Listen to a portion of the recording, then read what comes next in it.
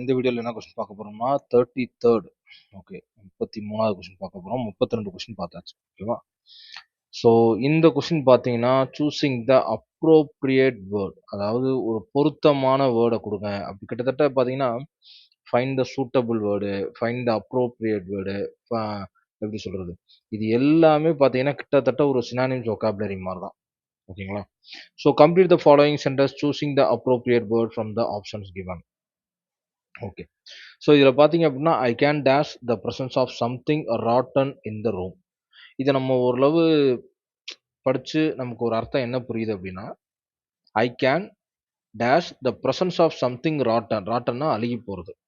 அப்போ ஏதோ ஒரு இந்த ரூமில் அழுகுன ஒரு இதை என்னால் என்ன செய்ய முடியுது, உணர முடியுது அப்படிங்கிற மாதிரி ஒரு தமிழில் மாத்திரம்னா அப்படி தான் புரிஞ்சுக்கணும். பட் ஆனால் கீழே கொடுத்துருக்கு பார்த்தீங்கன்னா, நோஸ் அவுட், நெசில் அப், நசில் அப், நெயில் சம்படி டவுன். ஸோ இந்த 4 ஆப்ஷனுமே என்ன சொல்றது, vocabulary என்ன சொல்றது, ஒரு படிச்ச உடனே அண்டர்ஸ்டாண்ட் பண்ணிக்கிற மாதிரிலாம் கிடையாது. 4 ஆப்ஷனுமே டஃப்பாக தான் இருக்கு.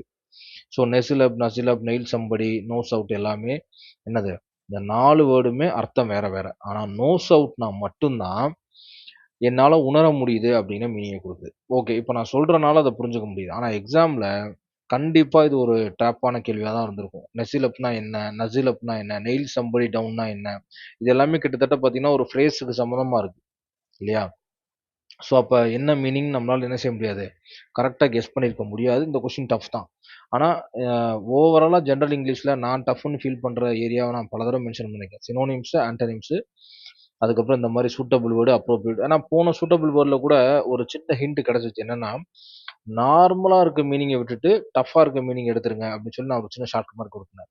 ஆனால் இதில் வந்து கிட்டத்தட்ட 4மே இப்படி தான் இருக்கு.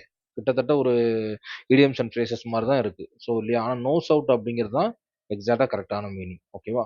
ஸோ இந்த மாதிரி கொஸ்டின் கண்டிப்பாக நமக்கு ட்ராப் தான். ஸோ இதெல்லாம் தான் நம்ம டஃப்பாக ஃபீல் பண்ணுறது. இது எந்த மெட்டீரியலுமே இருக்க வாய்ப்பு இல்லை எனக்கு தெரிஞ்சு. மேபி இந்த நோஸ் அவுட், நெயில் சம்பிள் டவுன் இது ரேசஸில் பார்த்துட்டேன் கிடையாது. பட் ஆனால் இன்னும் நான் சினோனிம்ஸ், ஆண்டனிம்ஸ் மட்டும் ஃபுல் இதுக்குன்னு செக் பண்ணல.